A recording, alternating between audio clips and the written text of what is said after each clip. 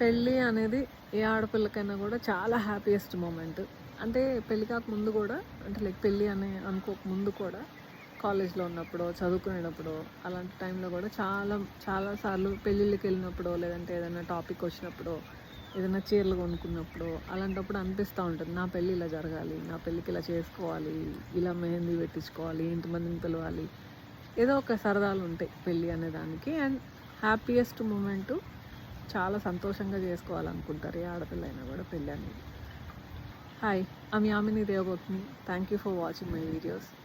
కానీ ఏం జరుగుతుంది, కొన్ని సిచ్యువేషన్స్ ఎలా వస్తాయి అంటే, నాకు అసలు ఎందుకు పెట్టారు ఈ ట్రెడిషన్స్, ఎందుకు పెట్టారు అనేది నాకు తెలియదు, ఎగ్జాక్ట్గా తెలియదు. కానీ ఒక మనిషి చనిపోతే, ఐదర్ లైక్ వాళ్ళ అమ్మగారు కానీ, ఆ అమ్మాయి వాళ్ళ అమ్మగారు కానీ, నాన్నగారు కానీ చనిపోతే కన్యాదాన ఫలితం దక్కుతుంది అని ఒక 6 నెలలలోపు ఆడపిల్లకి, 1 సంవత్సరంలోపు మగపిల్లాడైతే సంవత్సరంలోపు చేస్తారు అని అంటారు. నాకు ఏదైనా తప్పు చెప్తుంటే క్షమించండి, నాకు తెలిసినంత వరకు చెప్తున్నాను నేను. ఇప్పుడు తండ్రిని కోల్పోయిన ఒక కూతురు అయితే ఆబ్వియస్గా ఆ అమ్మాయి కూడా చాలా ఎఫెక్ట్ అవుతుంది కదా, ఆ అమ్మాయి మనసు చాలా బాధపడుతుంది. అందులో తండ్రి అంటే very close to her heart అయి ఉండొచ్చు, ఎందుకంటే ఆడపిల్లలు చాలా అటాచ్డ్గా ఉంటారు తండ్రితోటి. అండ్ అలాంటి సిచ్యువేషన్లో భార్యకి ఎంత బాధ ఉంటుందో పిల్లలకు కూడా అంతే బాధ ఉంటుంది కదా. ఆబ్వియస్గా నా తండ్రి లేట్ అయిపోతుంది అని అనుకున్నప్పుడు పెళ్ళి ఏజ్ వచ్చిందంటేనే వాళ్ళకి చాలా వరకు తెలుస్తాయి. సో అలా వాళ్ళకు కూడా అంతే బాధ ఉన్నప్పుడు ఆ బాధలో పెళ్లి చేసుకోవటం, 6 నెలలలోపు పెళ్లి చేసేస్తే కన్యాదానం వచ్చేస్తుంది అనే దాంతో ఆ పిల్లకి ఎంత హర్టింగ్గా ఉంటుంది ఆ పెళ్ళి అనేది. She doesn't have a good memory about her marriage if we do that in that situation. అలాంటి సిచ్యువేషన్లో చేసినప్పుడు ఆ అమ్మాయికి జీవితాంతం అది ఒక బాధగానే ఉండిపోయింది. ఎందుకంటే ఆ అమ్మాయి ఇంకా హీల్ అయి ఉండదు ఆ టైంకి. వాళ్ళ అమ్మగారు ఎంత బాధపడుతున్నారో ఆమె కూడా అంతే బాధతో ఉంటుంది, వాళ్ళ నాన్నగారు చనిపోయారని. అట్ ద సేమ్ టైం పెళ్ళి జరిగేటప్పుడు కూడా ఇంకెవరో వస్తారు, కన్యాదానం చేస్తారు, బాబాయ్ వరుస అయిన వాళ్ళు, పిన్నులు వరుసలు అయిన వాళ్ళు, వాళ్ళ అమ్మ వాళ్ళ సిచ్యువేషన్లో, వాళ్ళ అమ్మ వాళ్ళ స్థానంలో నిలబడి వీళ్ళకి పెళ్ళి చేస్తారు. అండ్ ఆ అమ్మాయికి మా అమ్మ ఉండాలి, మా నాన్న ఉండాలి, నా పక్కన ఉండి పెళ్లి చేయాలి అనే థాట్, అది వాళ్ళకి ఎప్పటికీ తీరని బాధ కదా. అంటే కొంచెం హీల్ అయినాక చేసుకోవటం వేరు. అదే సిచ్యువేషన్లో చనిపోయిన 6 నెలలలోపు వాళ్ళు కూడా హీల్ అవ్వరు, ఆ పిల్లలు కూడా. బట్ స్టిల్ వాళ్ళ అమ్మ ఉండదు ఆ సిచ్యువేషన్లో. ఐ డోంట్ నో ఎందుకు ఈ ఆచారం పెట్టారు అనేది.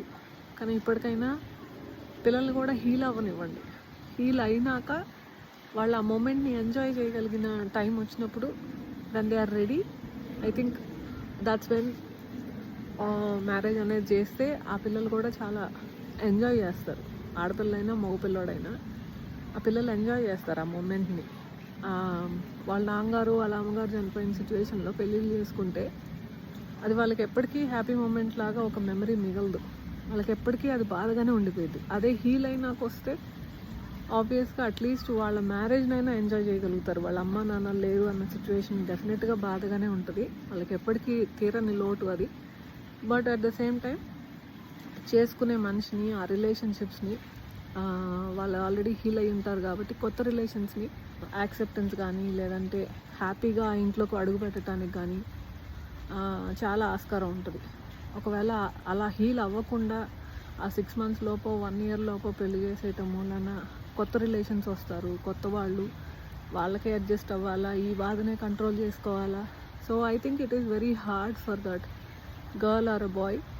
ఆ సిచ్యువేషన్లో ఉన్న వాళ్ళకి అది హీల్ అవ్వకుండా at the same time again మళ్ళీ ప్రెషర్ పడుతుంది వాళ్ళ మెంటల్ స్టెబిలిటీ మీద.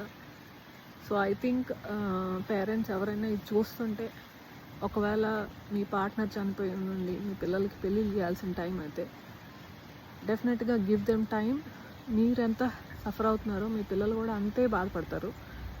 అండ్ మీరెంత హీలింగ్ టైం మీకు డెఫినెట్గా లాంగ్ టర్మ్ అయి ఉండొచ్చు, కానీ మీ పిల్లలకు కూడా హీల్ అవ్వాలి.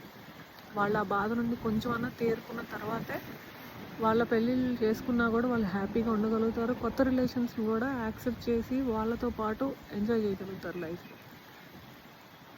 నేను ఏమన్నా తప్పుగా మాట్లాడుంటే క్షమించండి, కానీ ఒక్కసారి ఆలోచించండి పేరెంట్స్.